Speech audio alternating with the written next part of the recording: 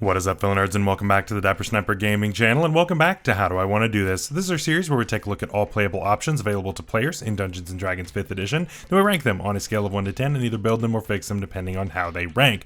Now today we begin the third of the 4 Bard subclasses brought to us in the 2024 PHB, and that is the Lore Bard. One of the most famous and basic, I guess, bards, one of the most bardy bards to ever bard, and it's cool. We got a really good ranking on it in the 2014 version, so we're going to see if it remains the king or maybe it has fallen off and we have a new victor. But before we do that, make sure to leave a like on the video, subscribe if you haven't already, share the video with your friends, and of course click the bell so you're notified when new videos are uploaded. So of course the Lore Bard was a 10 out of 10 back in 2014 rules. We'll link that video up in the iCard above right there with the original ranking.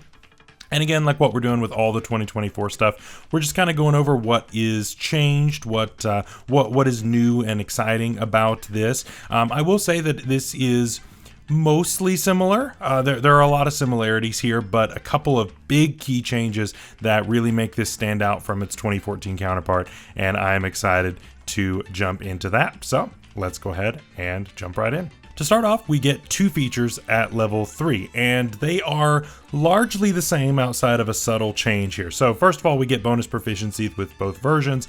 That is unchanged. 3 skill proficiencies both ways, no change there. So off to an equal start here.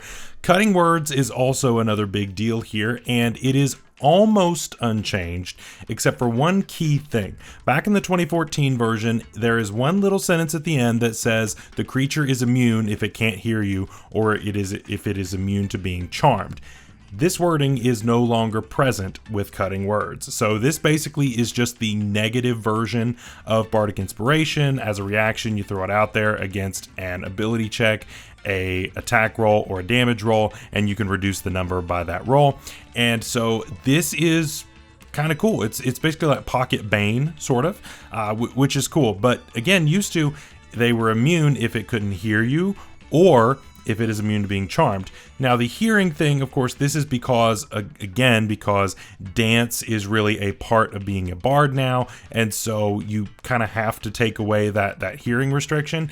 But the taking away the restriction on being charmed is great. There are a lot of creatures that are immune to being charmed. I believe last time I checked in the 2014 version, it's like almost a quarter of the creatures are immune to being charmed, if not more. So it's quite a bit right now. I don't have those stats for the 2024 version, but I assume they're at least somewhat similar. It's good. That is a definite improvement for sure, because you will run into this stuff, especially once you start hitting levels 8, 9, 10, somewhere in that range. You'll start hitting things that are like this. So off to a good start. We are improving.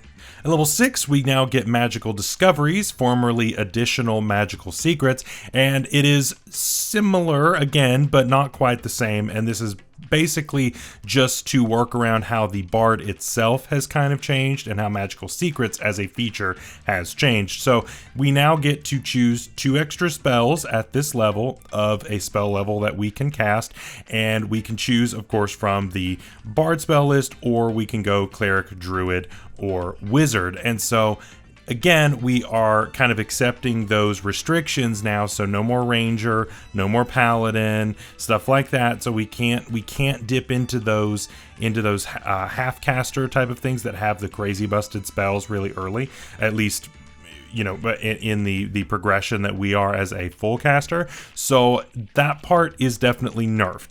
Now they did, of course, help us out with the ability to swap spells out later on in the build, which is really good. That is a change, so in that way it's a buff. But as far as what kind of spells you can get a hold of, the list definitely has shrunken, and so we can't do any kind of crazy paladin stuff, we can't do any kind of crazy ranger stuff. All of that stuff's gone. So a little unfortunate in that way, but I still think this is quite strong. Before I gave this a 10 out of 10, I do think that this scales back to a 9, but it's a strong 9. It's a really strong 9. Very, very powerful feature. I still love having it. It's still really good.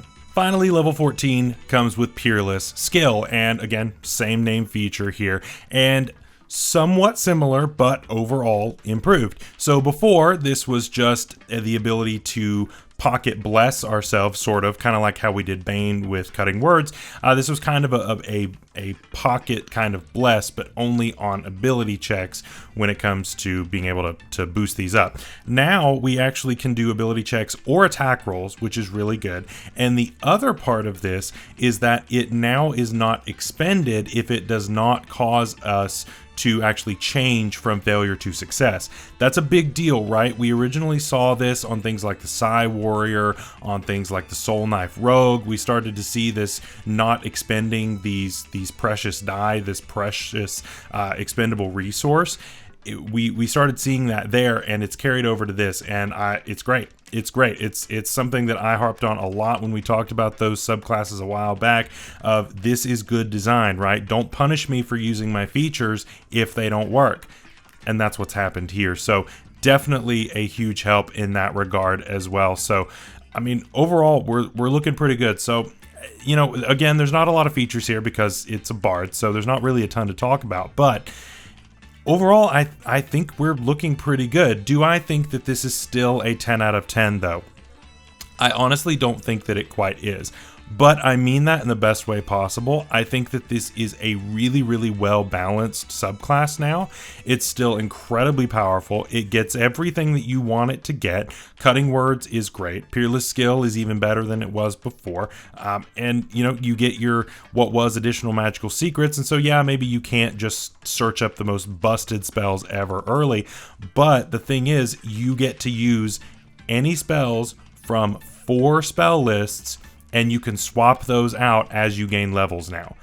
That's huge, and that's on top of what you already get as a Bard. So that's still amazing. That is still amazing. It is just free spells, and that is always going to be a good thing.